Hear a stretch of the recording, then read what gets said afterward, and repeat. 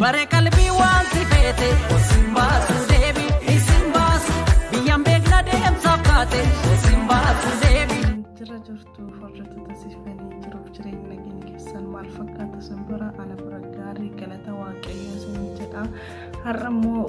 wanta haaraa qabadhee isin dhufee wanta jechis wanta nama gammachiisudha asumaanis immoo hiriyoota koo lafaa dadhaban galateeffachuudha kana dhufee baay'ee tokko isin galateeffadha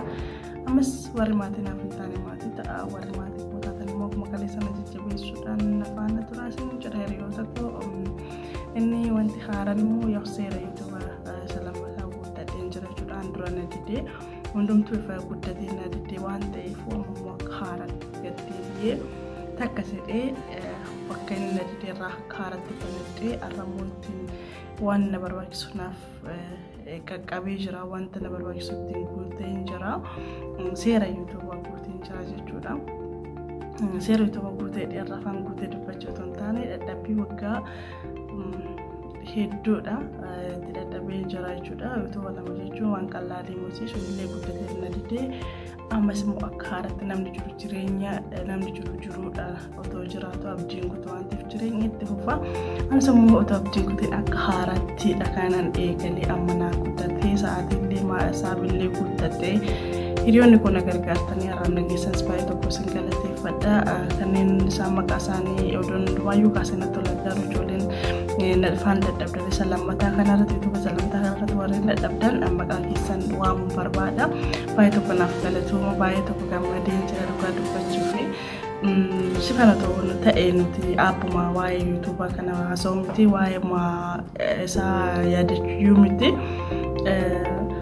application masaatu bilbila keenya irra hin keenyu ati jabduudha jajjabduu namaati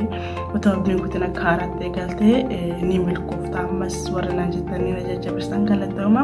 warri na gargaartanis galatooma laayika sheera gochuun yaada qabdannaaf qooduun jabaadhu namni naan jettanii na baay'ee tokko isin galateeffadhaa baay'ee tokko gammadeen jira kanaaf seera yuutuuba keessa kiyya kan lammataa kana seera hundumaa sa'aatiilee saabillee godhadhee naaf darbee jira jechuudha. Nasimatii jiraanaaf deebi'ee jira galata rabbii warri naa gammadan galatooma naaf jira rabbiin isinirraa haa jaalatu kanaaf gammadanitti isinis rabbiin warra keessan itti nama milkaa'u sinaa taasisu warra hin geenye immoo rabbiin isin qaqqabsiisan jaaladha isaan keessaa warreen isa lammataa irratti aarsaa naaf kaffalanii na gargaaran jechuudha maqaa isaanii nan isaanis ijoollee baay'eedha haa ta'u lamaan isaanii maqaa isaaniidha jechuudha. Ishiin takka siifan baaleetii siifan baalee bareedduu koo jajjabduu koo naaf galatuu naaf jiraadhu baay'ee tokko si galateeffadha itti naansuudhaan burteettuu naaf jiraadhu naaf galatuu jajjabduu koo rabbiin hunduma keessanuu fayyaa isin kennee umurii isin haa dheeressu waan hojii qabdan hundumatti isiniif haa milkeessu yaada muraada keessa rabbiin isiniif haa guutu baay'ee tokko isin galateeffadha maqaa hordoftoota kootiin siifan baalee burteetu biyyoonni keessan baay'ee tokko isin jaalala baay'ee tokko isin kabajaa naaf galatumaa naaf jiraadha akkasumas ijoolleen akka koomoo guddatee yuutuubiin isaanii guddatee jalaa deebi'ee yookaan muddidee akka haaraatti banachuu ni danda'ama waan tokko yaaltanii abdii hin kutunaadha waan nuti doggaarumaa fi obsa barbaada yuutuubiin caalayyuu obsa barbaada kanaafuu isin sobsa horattanii waan jirtan hundumaanuu otoo isiniin daangeessin haala inni barbaadu san guutatanii nutti dabalamtanii gara namni kamiyyuu deemnaa jechuudha seera isaa inni nu qeebaleen booda jechuudha waan inni nu qeebaluudha yookaan ni sumatee seera isaa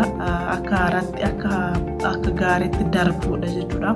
waan nuti qonamarraa barbaade gufuu namatti ta'aa jira waan ta'eef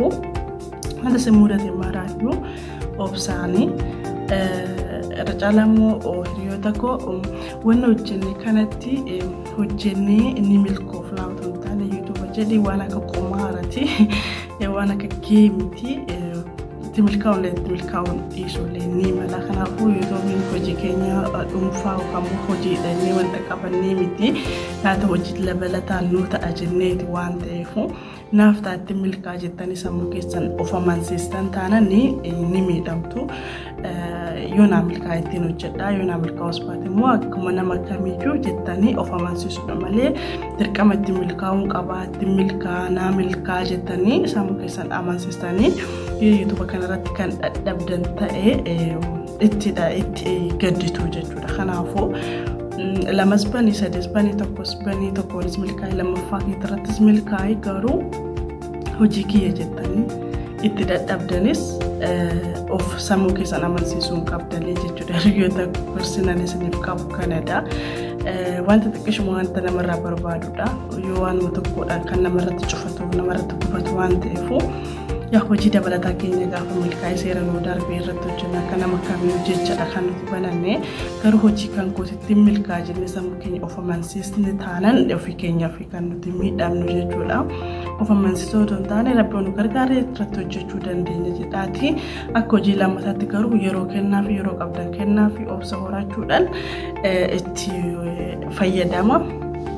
Waan inni barbaadu guuttadha isiniin jedha. Kanaaf ammas like fi share gootanii warri na gargaartan baay'ee tokko naaf galatuun baay'ee tokko sin jaaladha. Ammas immoo siifan baalii burtee tuubii waaqayyoon bara keessanaa eebbisuu naaf jiraadha. Hunduu hiriyoota koo naaf jiraadha sin jiraadha.